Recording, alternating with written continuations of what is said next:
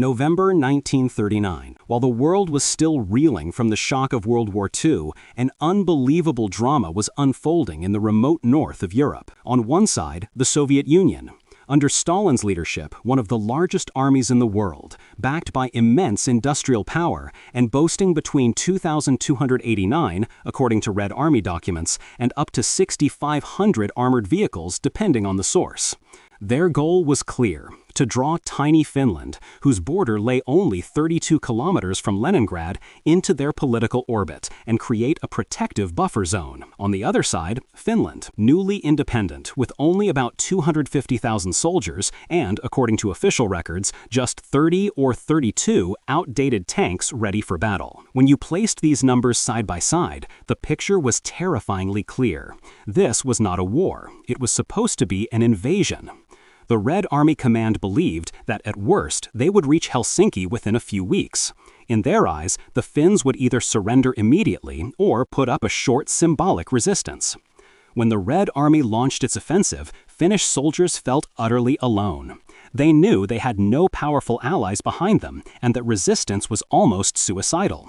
Yet, for a Finnish soldier, this war was not merely a border dispute. It was the final fight for their freedom, their homes, and the very existence of their people.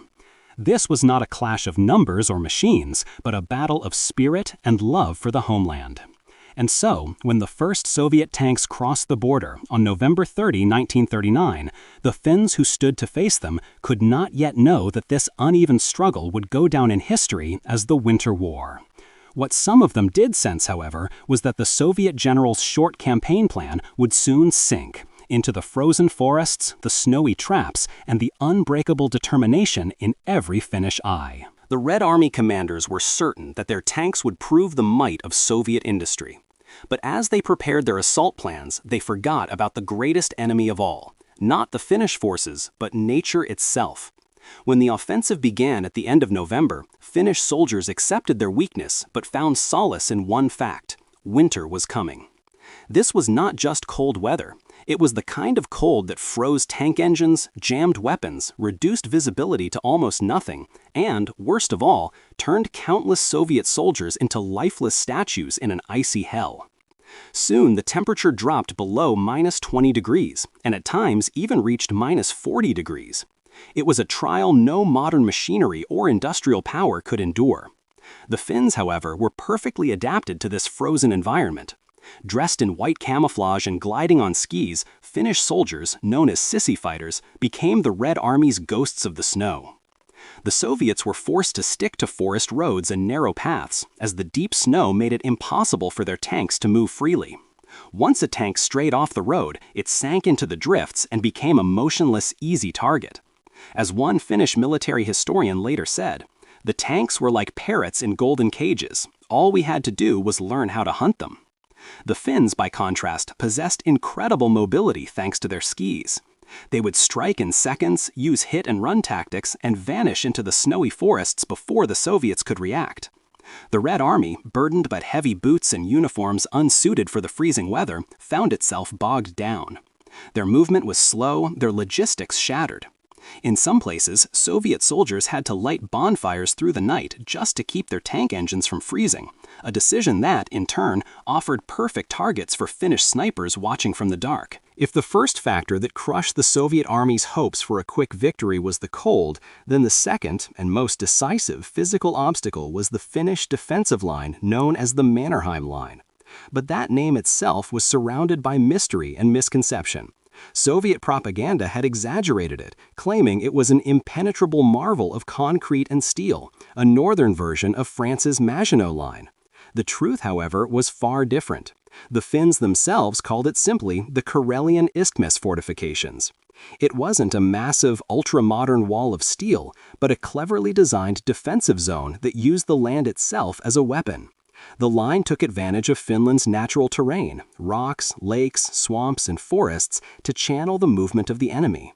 There were only a few concrete bunkers and steel gun emplacements, but the true strength of the line lay in thousands of anti-tank obstacles, barbed wire fences, and the deep engineering knowledge of Finnish soldiers. The Red Army Command believed this line was merely a symbolic barrier, something their 3,500 tanks could crush in days.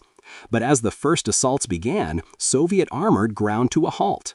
Anti-tank obstacles and natural choke points forced the vast columns of tanks into narrow corridors, which the Finns grimly nicknamed death channels.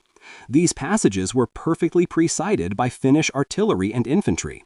Every tank that advanced did so blindly into a trap it could not escape. Behind every bunker, behind every rock wall, stood a Finnish soldier who understood the stakes. If the line fell, the Karelian Isthmus would open, and the tanks would roll straight toward Helsinki. Each defender became a living part of the final barrier protecting their homeland. They endured massive Soviet bombardments for hours, sometimes days, holding out against impossible odds. Every Soviet tank destroyed became not just a tactical victory, but a moral triumph that strengthened Finnish resolve and broke Soviet morale. The Red Army soldiers were fighting an enemy they could neither see nor predict, an invisible network of fire and courage hidden within the snow. The purpose of the Mannerheim Line was never to stop the Soviets completely. Its mission was to slow them down, drain their strength, and buy precious time. And that's exactly what it did. The line delayed the Red Army long enough for Finland to reorganize, adapt, and unleash the weapon that would terrify Soviet soldiers more than any fortification: a single man with a rifle. His name was Simo Häyhä, and his legend was just about to begin. If the Mannerheim Line slowed down Soviet tanks, Finland's most mysterious and devastating weapon crushed their spirit. He was not a machine, not a secret device, but a man. A simple farmer-turned-soldier known to history as Simo Häyhä and to the Soviets as the White Death. To Soviet soldiers, every snow-covered tree became a source of fear. Without a sound, men would suddenly drop, a single bullet through the head. No one saw the shooter, no one heard the shot. It was as if the forest itself had turned against them.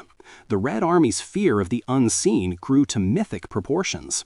During just 100 days of combat, Simo Häyhä initially killed 505 Soviet soldiers, the highest confirmed number in military history. Unofficial counts, including those killed by his submachine gun, placed the total above 800. What made Simo Häyhä so deadly? His methods were as brilliant as they were simple. He refused to use a telescopic sight, relying instead on iron sights. The reason, his breath could fog up the glass, and the glint of sunlight on a lens could reveal his position. Before firing, he packed snow under his rifle barrel so the muzzle blast wouldn't disturb the snow and give him away. He could lie motionless for hours in -40-degree temperatures, barely eating or sleeping, his body and rifle camouflaged by the snow. But Häyhä wasn't just a killing machine. He was a man defending his home. Every shot he fired was an act of resistance, a message that Finland would not fall quietly. The Soviets launched counter-sniper teams, mortar attacks, even artillery bombardments just to eliminate one man. Yet the White Death melted into the snow again and again, untouchable and unseen. His presence alone shattered morale across the Soviet front. Soldiers grew terrified of moving through open ground. Even supply routes and command lines slowed to a crawl, paralyzed by the unseen threat. A single man had forced an entire army to change its behavior. In March 1940, Simo Häyhä was finally wounded, his face torn by an explosive bullet. But by then, he had become... Even though the Soviet tank advantage was slowed by the Mannerheim Line and Simo Häyhä, the Finns still faced a crucial question. How could they fight 3,500 steel giants with only 30 outdated tanks? The answer wasn't hidden in Finland's official military arsenal. It was found in a simple glass bottle filled with fuel. This weapon would become a symbol of asymmetric warfare and leave a lasting mark on military history: the Molotov cocktail. The weapon's name came from Soviet Foreign Minister Vyacheslav Molotov. While the USSR was bombing Finland, Molotov publicly insisted that the Soviets weren't bombing civilians. They were airdropping food to their starving brothers. In mocking response, Finns nicknamed the Soviet bombs Molotov's breadbaskets. Soon after, when they began using homemade firebombs against Soviet tanks, they sarcastically named them a cocktail for Molotov. Despite its simplicity, the Molotov cocktail was devastatingly effective. Most Soviet tanks, especially the BT series and T-26 models, had several weak points: air vents over the engine compartment and thin armor behind the turret. Finnish soldiers, often at great personal risk, would sneak close enough to throw these glass bombs directly onto the vulnerable areas. When the bottles shattered, flaming fuel would seep through the vents, turning the massive metal machine into a fireball within seconds. Such attacks demanded extraordinary courage. Soldiers had to dodge tank fire, get dangerously close, and strike with perfect accuracy. These moments captured the purest form of Finnish defiance, a belief that even the most powerful machine could fall before a single act of bravery. The Molotov cocktail gave the Finns not only a way to destroy tanks, but also a psychological edge. It shattered the illusion of safety inside Soviet armor, spreading tankophobia among Red Army crews. Finland's state alcohol company, Alko, even joined the effort, producing Molotov cocktails in mass quantities for the front. Winter, the Mannerheim Line, and Molotov cocktails had all slowed the Soviet advance. But Finland's most elegant and devastating tactic, the Madi strategy, had yet to reach its full potential. In Finnish, Madi means a pile of firewood. The term perfectly described how Finnish forces isolated Soviet regiments and divisions deep within the forests, cutting them into smaller logs, or pockets, and destroying them piece by piece. One of the Soviet Army's biggest strategic mistakes was moving in large, congested columns along narrow forest roads. Finnish commanders, especially General Hjalmar Siilasvuo, immediately saw the opportunity. The Madi strategy worked in 3 stages. 1. Encirclement. Ski-equipped Finnish units attacked the front and rear of Soviet columns, cutting off supply lines. Long Soviet convoys, stretching for kilometers, were trapped and immobilized. 2. Division. Once isolated, each Madi was surrounded. The Finns avoided full frontal assaults, tightening their rings slowly and methodically. The trapped soldiers, cut off from food, fuel, and warmth, were left to suffer in the brutal cold. 3. Destruction. The Finns weakened the enemy from within, using snipers, guerrilla raids, and starvation rather than open combat. The battles of Suomussalmi and Rate Road became the defining examples of this tactic. The Finnish 9th Division annihilated 2 Soviet divisions, the 44th and 163rd, tens of thousands of men and hundreds of tanks, by cutting them into isolated pockets and freezing them into submission. These victories remain masterpieces of military strategy, proof that clever tactics and human endurance can overcome sheer numerical power. The Soviet Army relied heavily on armor and infantry divisions, yet Finland's geography and winter conditions confined those massive Soviet columns to narrow roads. Beyond those roads lay deep snow and dense forests, impassable for tanks and exhausting for foot soldiers. In this frozen landscape, the Finnish ski troops became the Soviets' worst nightmare, the White Phantoms. Finnish units moved in small groups of 10 to 20 men, each equipped with skis and white camouflage. They could cover up to 100 kilometers in a single night, silently gliding through forests to strike at Soviet supply depots, communication lines, and artillery positions. After each hit-and-run raid, they vanished into the snow before the enemy could even react. Their endurance was legendary. Operating in -30-degree temperatures, often with little food or rest, they blended perfectly into the environment, not just fighting in winter, but becoming part of it. Each man knew every trail, ridge, and frozen lake by heart. For the Soviets, it was psychological torture. They never knew when or where the next attack would come. Their heavy tanks and cumbersome columns were useless against these swift, ghost-like fighters. In battles like Suomussalmi, ski troops were crucial to executing the Madi strategy, severing Soviet supply lines and surrounding isolated units. The Soviet Army's 3,500 tanks were powerful on paper, but in Finland's frozen forests, they were no match for mobility, precision, and the human spirit. Finland's courage, winter, and brilliant tactics were undeniable. But to fully answer, how did Finland resist an army with 3,500 tanks, we must also look at the Red Army's own monumental mistakes: strategic, logistical, and psychological. Soviet leadership viewed the Winter War as a mere military walkover. They were so sure Finland would surrender quickly that they made little preparation. This arrogance proved disastrous. Under Stalin's Great Purge, the Red Army had lost most of its skilled generals and strategists, executed or imprisoned. Their replacements were inexperienced and inflexible, completely unprepared for Finland's unconventional warfare and brutal terrain. Soviet doctrine favored large-scale, open-field armored warfare, but Finland's narrow forest roads, lakes, and snowdrifts made blitzkrieg-style operations impossible.